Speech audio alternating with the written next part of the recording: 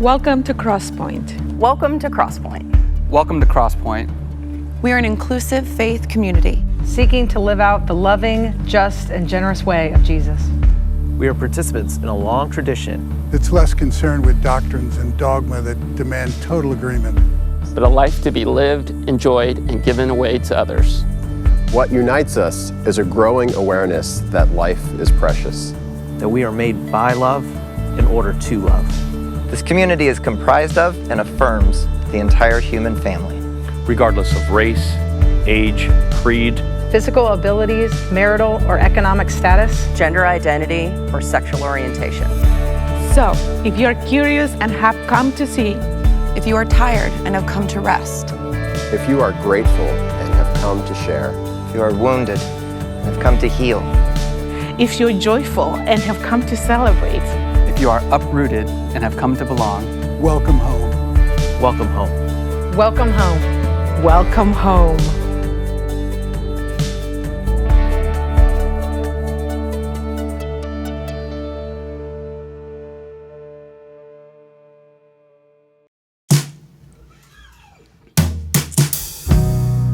Wake up, we're here. It's so much worse than we feared. There's nothing left here.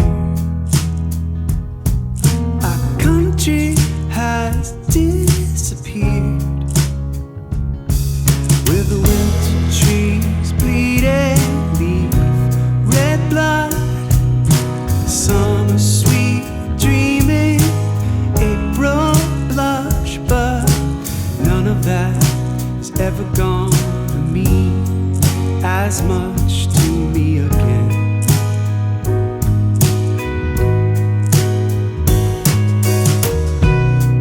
Hold out your hand. There's so much you don't understand.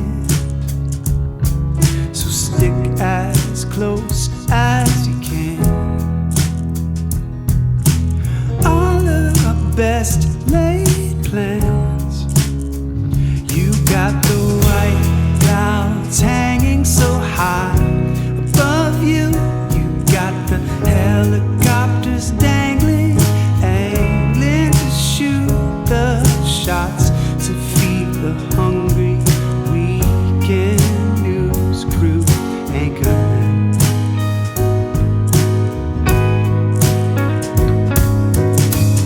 So every evening we can watch from above crushed cities like a bug, fold ourselves into each other's guts, turn our faces up to the sun.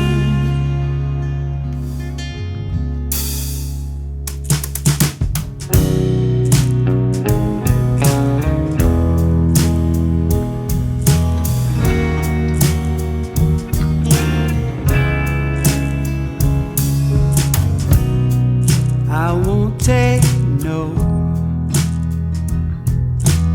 I won't let you go. All by yourself. I know you need my help. When the cold light shakes you like a chandelier, and the snowflakes break through atmosphere and melt on the blue breath of the auctioneer, disappear.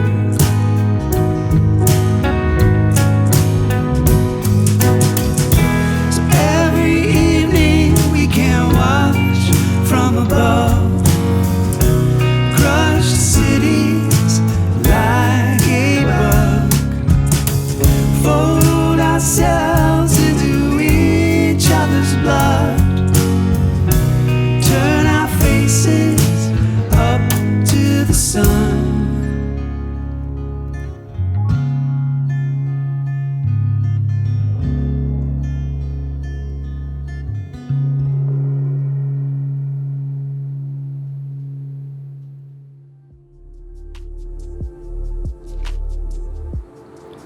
Every morning, I awake, torn between a desire to save the world and an inclination to savor it. This makes it hard to plan the day. But if we forget to savor the world, what possible reason do we have for saving it? In a way, savoring must come first. This quote is from E.B. White, the author of Stuart Little and Charlotte's Web. And he said this in an interview in 1969. So imagine the social context that America was living through at the time. And much like today, frustratingly much like today, there's plenty of change needed and plenty of saving the world to pray for and to be a part of working for. But maybe savoring the world is necessary to give us the good motivation for the work. And we do need to be a part of the work. So being in touch with what is good in the world, and specifically for each of us, what is it in our lives that gives joy and meaning? What is it that makes life worth savoring? So I want you to think about yourself in this moment. Are you in touch with life? Are you in touch with the good and the beautiful and what makes life worth savoring? Are you aware of your breath? Something as simple as becoming aware of an involuntary gift, such as your breath, is a powerful practice because it brings our body and our mind together into the same place.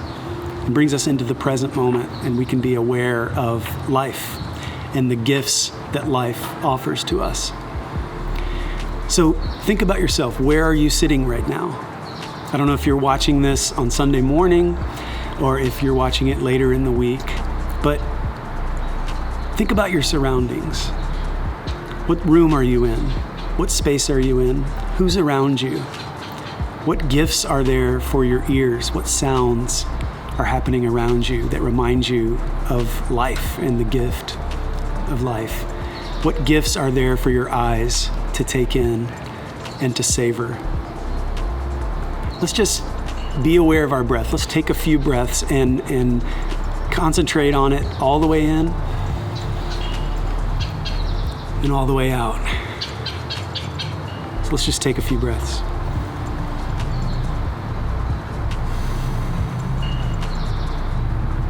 Welcome, Crosspointe family. We're glad you're here with us.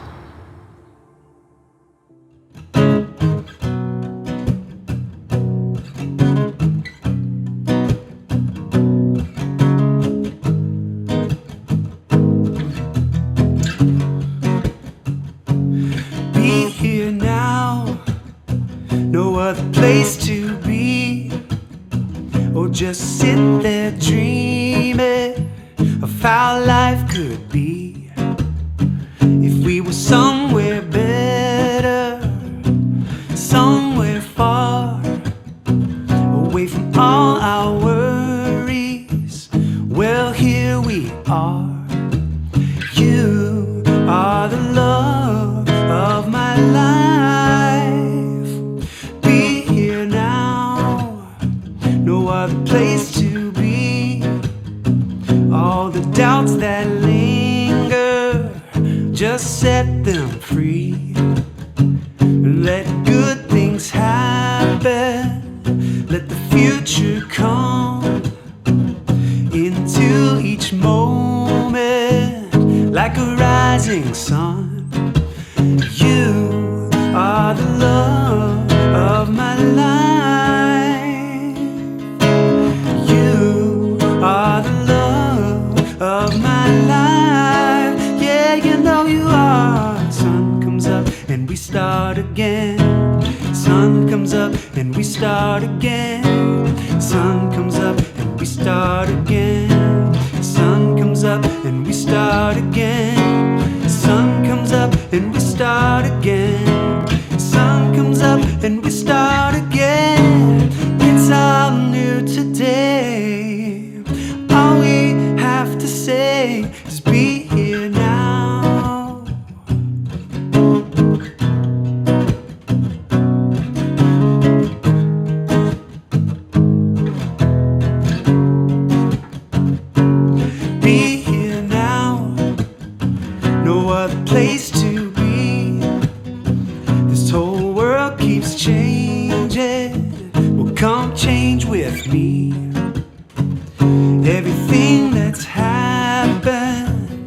all that's yet to come is here inside this moment. Yeah, it's the only one. You are the love of my life. You are the love of my life. Yeah, you know you are. Sun comes up and we start again. Sun comes up and we start again. Sun comes up and we start again. Sun comes up and we start again. Sun comes up and we start again. Sun comes up and we start again. It's all new today. All we have to say is be here now.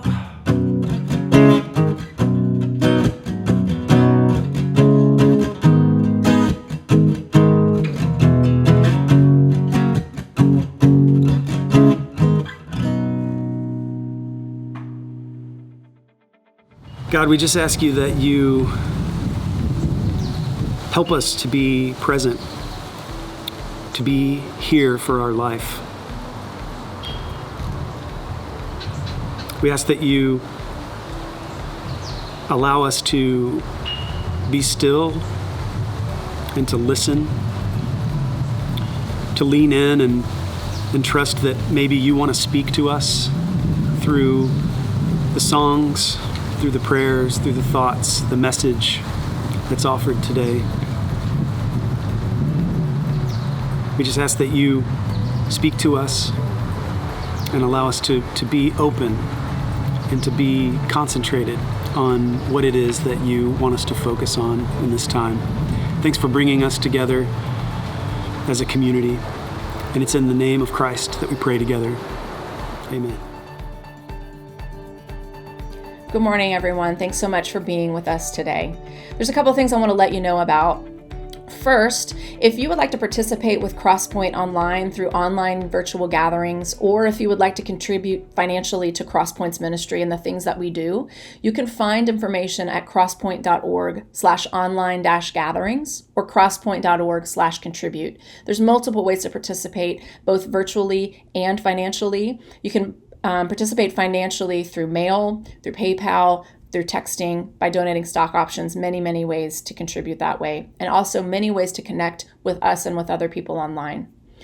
Also, if you're anything like me, I'm a parent of 3 kids. I never ever got handed a book about how to parent during a pandemic, and I could really use one right now. I miss my community of friends and co-parents who are there to tell me that I'm not losing my mind, that my kids are going to be okay, that I am not alone, and my experience is not unique. I know that my kids miss those third voices in their lives that are the coaches and the teachers and small group leaders. We're all missing those things.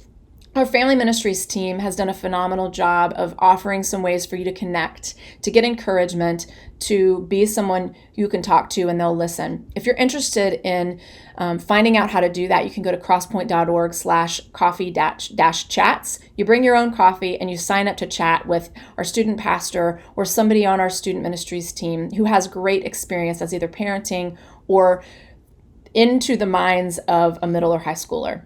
So you can find out more information on that online. Next, we are in the process of something we do every couple of years, updating our contact information. So many things have changed over the last few months. Few people have moved. Maybe you're new to Crosspointe. We would love to get an updated contact information from you. We promise we aren't going to spam you. We're not going to send you junk mail. We just need to know that when we send something to you, it's not going to be wasted postage and we're not going to get it returned to us. And we promise we're not going to send your information to anybody. We're not selling it. It's just for our own personal database so that if we do need to mail something to you, we know it's going to get to the right spot. If you need to update that, if you feel like that's something you need to do, if you're not sure, just go to crosspointe.org/contact-info. There's a real easy form. Take you just a minute. Fill it out and we'll make sure we have an updated contact information for you. Lastly, but certainly not least, I am incredibly excited to be a part of our Crosspointe community. We're a community of people who continues to have difficult conversations about really important things. And most recently, we've continued to have conversations around racial equity and justice in our community, and what that means to be a community that encourages conversations about that and encourages change. We are very excited to be able to offer on July 26th from 1 o'clock to 4 o'clock p.m. a virtual webinar called Groundwater, and it's through the Racial Equity Institute, or REI. And what will happen is when you commit to being a part of this, REI trainers come on and let us know about the institutional inequities and institutional racism and the history of racism that's underlying a lot of things in our communities and in our nation and in our world. And then they offer us the opportunity to dig a little bit deeper in what does that mean for us, to uncover some hidden biases and to help us move forward with taking some next steps with that. Tickets are $25 per family unit, and we do ask that if you want to be a part of that, that you participate for the entire 3 hours. It's not a pop in and out thing, it's a commitment that you make. And it's recommended really for 14, 15-year-olds and up. Just so you know, you will get an email this week, the middle of this week, that's just for you if we have your email address as Crosspointe attenders and family. Click on it, because that's going to be your link to purchasing reservations for this webinar. Space is limited, but we are going to open it up to you first. So click on that, get your ticket, and then after a few days, we are going to open it up to the wider community. And again, space is limited to the number of people that we can have participate. So we encourage you, if you're willing to give the commitment, that you go ahead and do that. We hope that this will just be one stepping stone in a continuing, ongoing conversations about racism and justice and equity, and making our community and our nation and our church and our world a place that is more equitable and where we can talk about justice and peace in our communities and our world. We hope that it will be a stepping stone for further conversations, for further actions on our part as a church. So excited to be doing this journey with you. It is difficult and it is so important. Thanks again for being with us. Really grateful for all of you.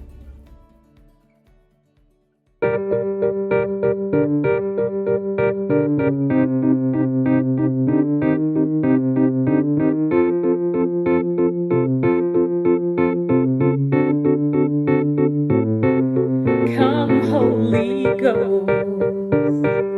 Our hearts inspire, descend upon us from above, source of the old, prophetic fire,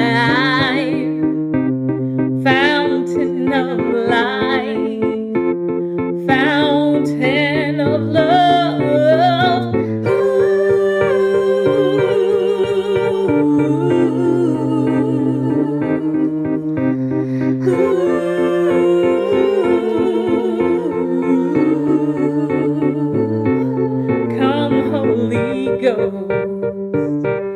By you we see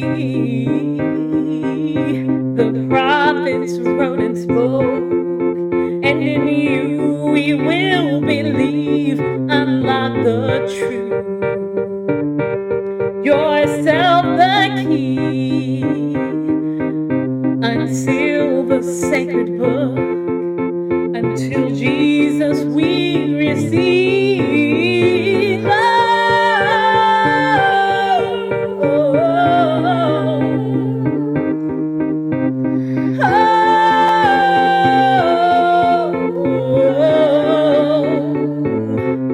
Expand thy wings,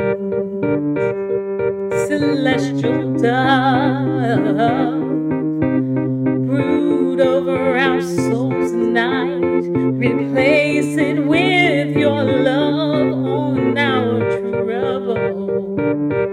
Spirits move, and let there now be light, replace the lies with truth.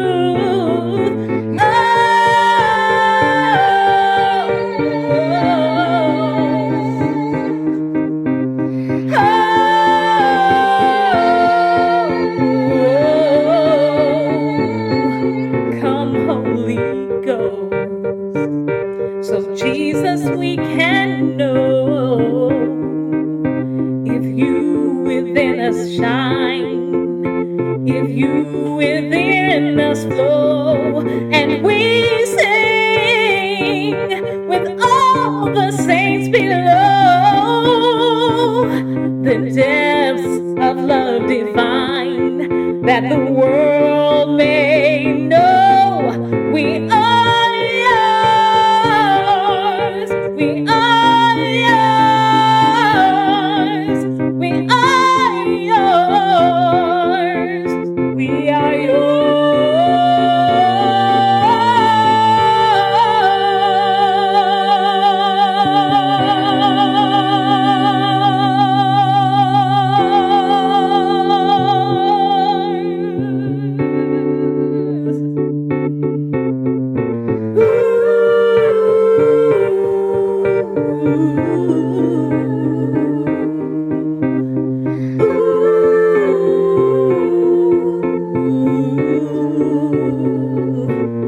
Come, Holy Ghost.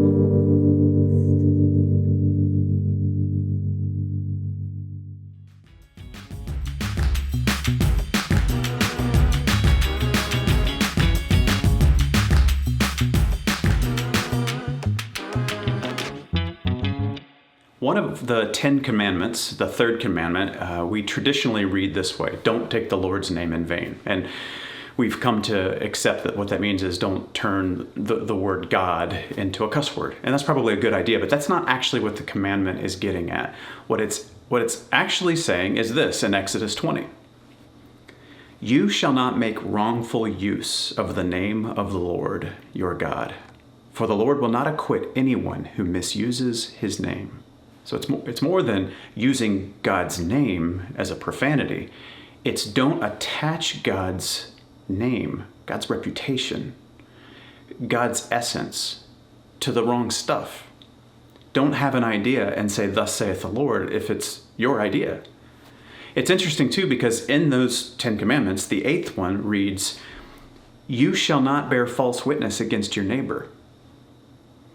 So it's different, but it's similar, because in yet another way, the command is saying don't misattribute ideas and actions to people they don't belong to. Don't do something or believe something or teach something and say, thus saith the Lord or somebody else if it's you. It's a major offense. When I was 19 years old, I worked for a company, and my boss invited me and several others over to her house one evening for dinner. And then she had this other friend who was a fortune teller. And I don't remember, I can kind of remember what he looks like. I remember he drove a white Corvette, and it had a dent in the fender, which I thought was funny. I didn't have the nerve to say it, but I wanted to say, I guess you didn't see that coming. So what he did is he took each of us into a room, and low lighting and a candle, and every one of us would then come back out of the room 15 minutes later. We paid like $25 for 15 minutes, and told every one of us that we were going to be, wildly successful and happy and have a long life. Somebody came out of the room crying, so we really hit the nail on the head for that person, apparently. When it was my turn, and I don't remember where I was in the lineup, I went back there, folded my arms, listened to this guy, and I really don't remember much of what he said, except for he got quiet for a second and closed his eyes, and he said, I see you in your early 40s, and you're wearing a very nice suit, because that's your style. Now, I didn't wear suits back then. I only wore a tie if I was commanded to.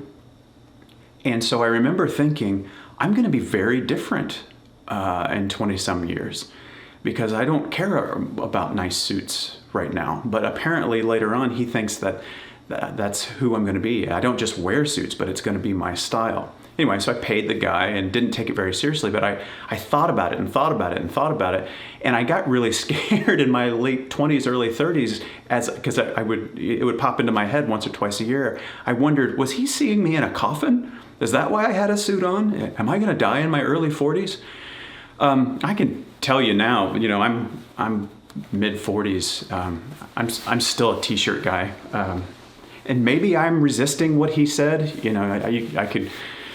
I could really make myself crazy trying to think, was he right, or was I resisting the prophecy somehow? I have no idea. I was a t-shirt guy then, and I'm still really a t-shirt guy now. And if you're wondering, yes, I'm wearing shorts. I don't think what he did was hurtful, and he certainly didn't guide me to do anything. I think he was just a fortune cookie with a Corvette. He just said things that made people feel good, tried to sound interesting, collected our cash, and drove off. And I don't think, when we talk about false prophets, I don't think that this is somebody that Jesus is worried about, somebody that just makes some guesses about your future, and then that's it. I think it's something else, and it's that something else is important, because when Jesus talks about a prophet, and he talks about a false prophet, he actually says, beware. Such as he says in Matthew chapter 7. He says, beware, look out for, watch your step, beware of false prophets, who come to you in sheep's clothing, but inwardly are ravenous wolves. You will know them by their fruits. He says, beware, be cautious about them. And understand, in this metaphor, he's not saying, look out for wolves that want to convert sheep to wolfianity. He's not saying there's going to be people out there that have different ideas, and they're going to come in and they're going to change your ideas. They're going to come in and talk to your children, and your children will have different thoughts than the parents did. It's not that. The metaphor is about hungry wolves that want to sneak in, not to convert, but to consume, to destroy. It's a picture of danger, of ruin. Beware of the false prophets, because they look benign, but they're malignant. They want to come in and do actual tangible harm. How would we know this? Well, it's not theoretical. He said you'll know them by their fruits. They'll produce evidence that you'll be able to measure. It'll be measurably bad. There'll be measurable, tangible harm and negativity that you'll be able to see, the same way that you'd be able to see fruit on a tree that tells you what kind of tree it is. Now, Jesus, he talks about false prophets and false messiahs in a few places, sort of interchangeably. Apparently, they're cut from the same cloth for Jesus. And that's important because, again, it's not theoretical in Jesus' time. There are people coming and saying, follow me, this is the way, this is what God wants, this is what God expects, this is what God is up to, follow me, I've got the keys, get behind me. And so he's addressing a very real situation that he was observing, and that also would come in the years following Jesus' ministry after the time represented in the Gospels, such as a famous example would be Bar Kokhba. In 70 AD, Rome just demolished Jerusalem. Super ugly moment in history. Just absolutely sacked in 70 AD. Jerusalem, and hundreds of thousands of Jews died. About 60 years after that, things were still not a lot better, but this messianic expectation was continuing to build. So, it's around 130 Common Era, and there's this sense that a Messiah, and remember, a Messiah is a warrior king, an anointed warrior king that God is going to send to flip everything over. That was the expectation anyway. And so about 130 AD, there's this man that they called Bar Kokhba, son of the star, who started leading people against Rome. They were going to take another shot at it, and they were actually pretty successful. It didn't go well the first time for a lot of reasons, and one of the reasons in 70 AD was because even the Jews were in factions fighting each other while Rome was fighting them. This time, Bar Kokhba pulled everybody together really well and waged a years-long campaign against Rome. And so for three and a half years, they were largely successful at pushing Rome away from Jewish geography. And then after 3.5 years, Rome lost their collective temper and just did a scorched earth policy and killed, again, hundreds of thousands of people, literally salted the ground so nothing could grow. It was just an awful, ugly moment. And this Bar Kokhba had been revered as the Messiah. You can read about this outside of the scriptures, that he had gotten a reputation and a following and was being called the Messiah that everybody was waiting for, obviously decades after Jesus had come. As he and his followers lay dead in the streets, and the streets are running rivers of blood, many, they started to call him a different nickname, Bar Koziba, which apparently means son of the liar. They changed his nickname. It was another failed uprising, another failed attempt at trying to be Rome, try to play Rome's game, to use Rome's tactics against it, and it failed once again. And so the false prophet and the false Messiah they're both trying to get people to listen, because they're saying, I'm speaking for God. I am attributing what I want, what we want to God's will. That God is on our team. And Jesus says, beware of these. And that's not the only example. There are many examples of people trying to lead others into their selfish dead ends. Matthew 24, Jesus says this: false messiahs and false prophets will appear and produce great signs and omens.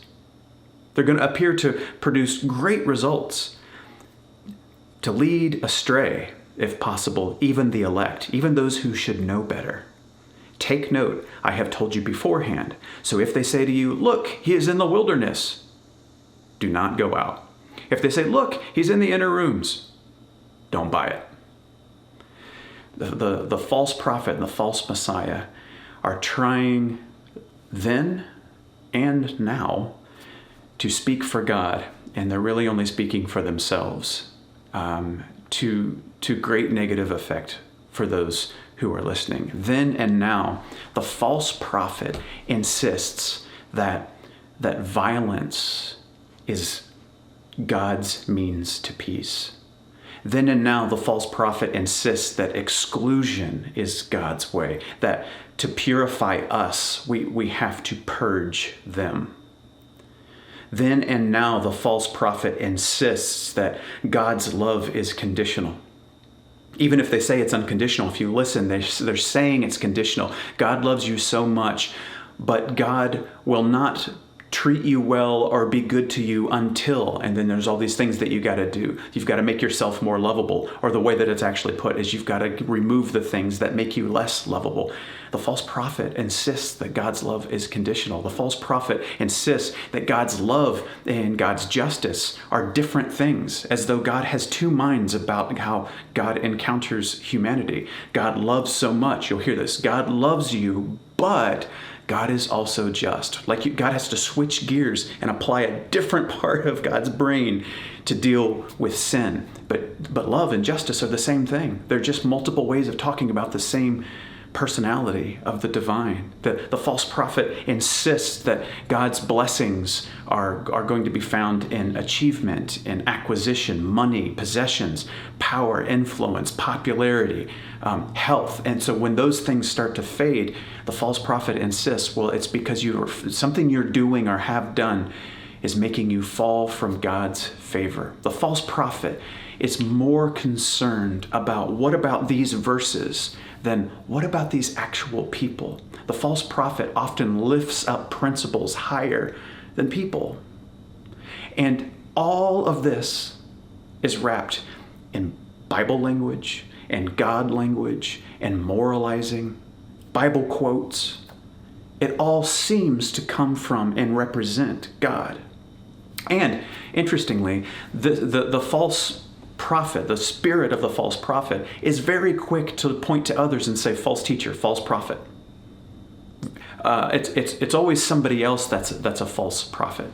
And what are they talking about? Different doctrinal conclusions. They'll have some denomination or some other group over there, some them, has arrived at some different conclusion about something infinitely mysterious. Almost every pastor that I know, working at different churches all around the country, has been called a heretic or a false teacher or a false prophet at least once. And what it generally boils down to is somebody said, I don't like that. I don't agree with it. But in order to make themselves feel like they were on the right team, they said, you're a false teacher, you're a false prophet. Which I have to admit is an improvement, because long ago, to be called a false prophet or a heretic or a false teacher, oftentimes that meant that you were going to be strung up and burned alive or otherwise mistreated. So I guess we're making some ground there. And I also understand it's understandable that we want to take this seriously and get it right and understand what is the spirit of a prophet? How is it speaking today? What's the spirit of the false prophet? I mean, Jesus said, beware. So it's understandable that we want to get this right. I mean, we were told even by Paul in the scriptures that we're supposed to pay attention and share and hold on to sound doctrine. A lot of people, that's a big concern. I want to go to a church, or I want to study in a way, and I want to be part of something that upholds and takes seriously sound doctrine. And like Paul said in 2 Timothy, the 4th chapter of 2 Timothy, he said it this way: I solemnly urge you, proclaim the message, the entirety of the message of Jesus. Be persistent, whether the time is favorable or unfavorable. Convince, correct, and encourage with the utmost patience in teaching, for the time is coming when people will not put up with sound doctrine, but having itching ears, they will accumulate for themselves teachers to suit their own desires, and will turn away from listening to the truth and wander away to myths. In other places, Paul says the same thing, that this is about sound doctrine. Well, the word translated sound is where we get our English word hygiene. It means health.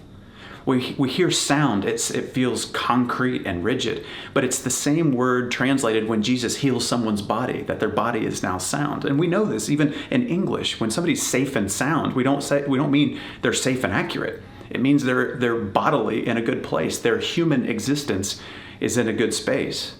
And that's super important, because if we're talking about sound doctrine, what we're talking about is this good for people? Not do I agree with it? Do I like it? Does it sound like the tradition that I'm used to? We're saying, does this bless? Does this doctrine bless, or does it curse? Does it promote human flourishing? Something Jesus said that he's super interested in. I have come that they may have life and have it abundant. Does this lead to greater love and greater compassion and greater justice and greater awareness? If so, then it's sound. Even if I don't really like it, even if I don't prefer the packaging, I don't like how it was said, but is it good for people? Yeah, it seems to be. It's certainly not bad. Then yeah, it's probably part of a huge conversation. And that's probably evidence that we're not talking about a false teacher or a false prophet. On the anniversary of the death of a famous theologian, one quote was going around online that he said that I thought was interesting. It reads this way: when a preacher is suave, sweet, pacifying, and placating in what he says, chances are he is a counterfeit, a representative of the religion of the false prophet. Counterfeit religion says what the world wants to hear, not what God says. There's probably some truth in parts of that, but there's something very familiar about that sentiment, and something familiar about how many people were sharing it. And I think what's familiar is it seems built on the cynical notion that if people like it, then it must not be true. That if there's something that the world finds valuable in it, it must be bad. If it's appealing, then it's evil. Even though we're supposed to be sharing good news, people should recognize it as good. But if they do, well, then either the preacher messed up or the message is wrong or something. It's sort of this cynical understanding that if people find it attractive, if people are placated by it, if people are encouraged or comforted by it too much, chances are it's counterfeit. That because only harsh and rigid messages communicate the seriousness of God. And I get that that's definitely a tactic of the spirit of the false prophet, to say that anything that you're saying, if it's well received by too many people, you must not be telling the truth. That's a very popular tactic, but we have to remember, and this is important for this conversation and lots of conversations, and Jonathan just talked about it a few weeks ago. We have to remember that the story of the scriptures starts with people being called very good. The entire biblical narrative starts with fundamental goodness and fundamental original blessing from God. Sin shows up later, and it's temporary, and it's only a small part of the story. What's fundamentally true is goodness. What's fundamentally true about you and me and all the world, if it exists, it's fundamentally good, even if there's a temporary contagion of sin involved. So, how do we tell a false prophet from a true prophet? How do we do that? Well, there are tons of texts in the New Testament, and I could go through each one, but they all have a context that needs to be unpacked a little bit. But essentially, I can tell you this. The question that all of these texts are asking in one way or another is, does the message sound and look like Jesus? Not does it sound Christian?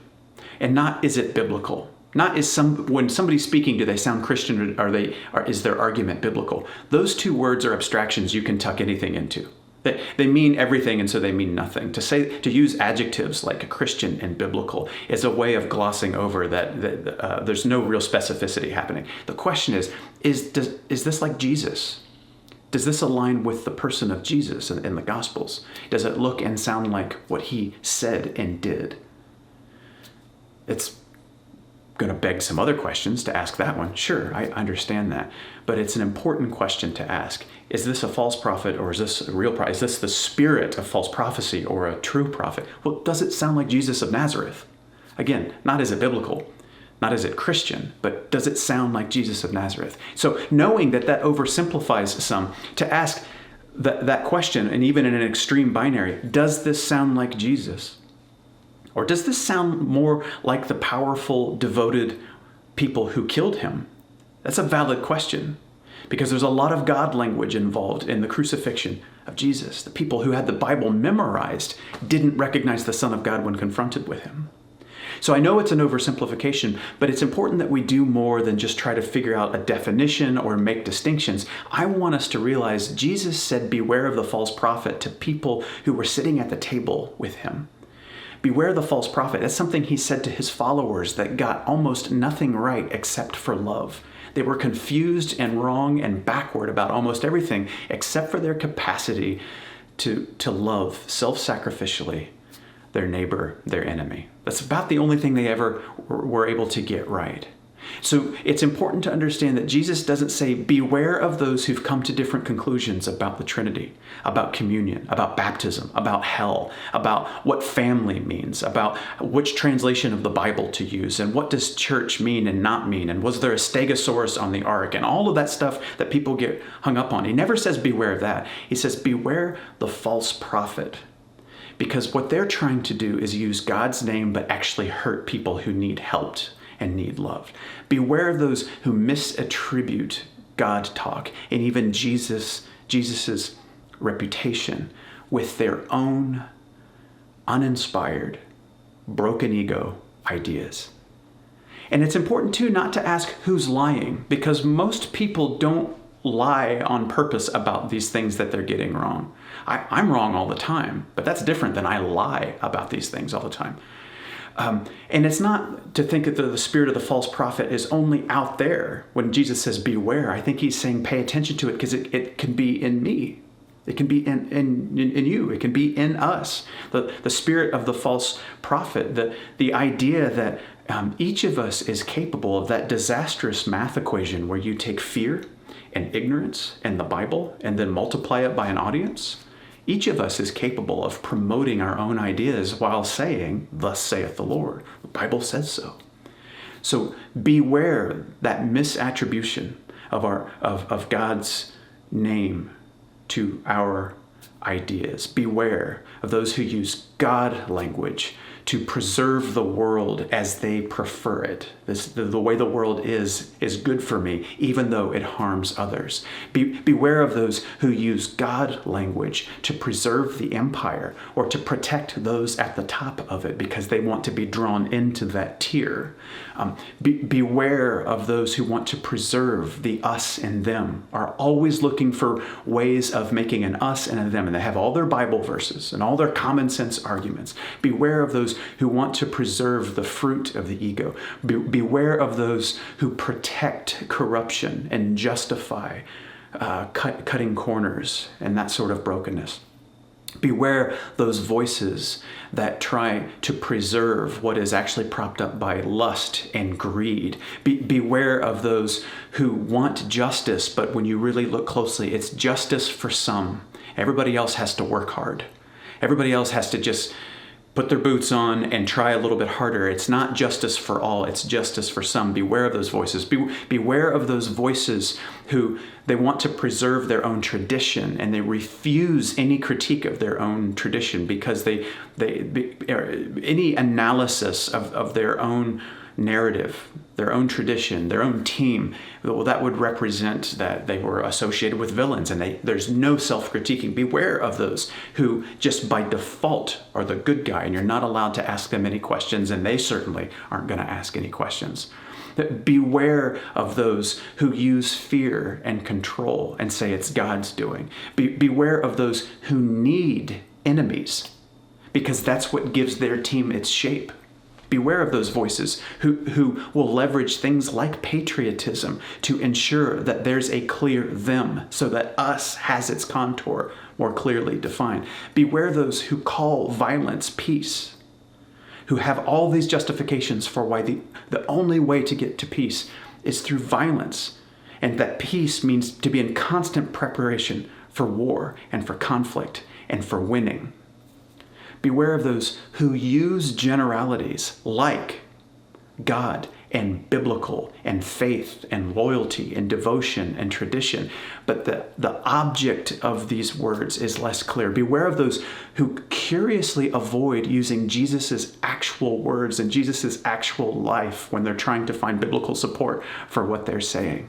Beware of those who want to talk more about commandments than they want to talk about the Sermon on the Mount or the Beatitudes in support of what they're saying or inviting people into. Beware of those who intentionally or not are more interested in preserving and sustaining the status quo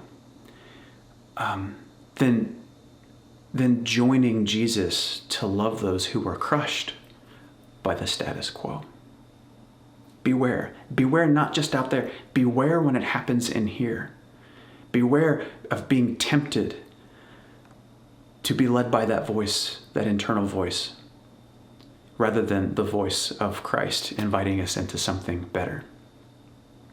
Now, at the end of the message, there's always this impulse to say, okay, how do I summarize this, and how do I wrap all this up? And I think I just want to say to all of us that there's a common thread throughout the entirety of our tradition, and it's a question of Christ-likeness. And it's true for trying to understand and identify and locate, what the spirit of a prophet is and the spirit of a false prophet, what that sounds like. It's this question of Christ-likeness. Is this like Jesus? This is a question we can be asking of ourselves, not just I'm trying to measure whether or not this is a false prophet or not. Am I more and more like Jesus of Nazareth in the way that I behave in the world? Not superficially, but fundamentally, am I trying to operate as Jesus operated in Jesus's context? Not am I Christian enough? Am I the right kind of Christian? Not am I biblical enough? Are my words and actions like Jesus in this context? Are my words comforting to those who need comfort? But am I willing to punch up when it's time to punch up that systems that crush people? Do I exhibit Jesus's generosity? Do I exhibit Jesus's compassion and kindness? Do I exhibit Jesus' balance in the face of so much error and hostility? Do I exhibit Jesus' willingness to put himself out there, to stretch his neck out and say, this far and no farther? I will not allow this injustice or this inhumanity, this indignity to be leveled at people in my presence a second longer, no more. Am I Christ-like? This question of the spirit of a false prophet is important for thinking about all of them out there, but we've got to do the work ourselves, moving through life and asking a question that followers have been asking for millennia now. Am I becoming more and more Christ-like? Again, not more Christian, more biblical. Those ideas can mean everything and nothing. Am I becoming more and more like Jesus of Nazareth? And so I want to end our time with a prayer. This is a prayer by a gentleman named John Henry Newman. Dear Jesus, help me to spread your fragrance everywhere I go. Flood my soul with your spirit and life. Pierce and possess my whole being so completely that all my life may be only a radiance of yours. Shine through me and be so in me that everyone with whom I come into contact may feel your presence within me. Let them look up and see no longer me, but only Jesus. Amen.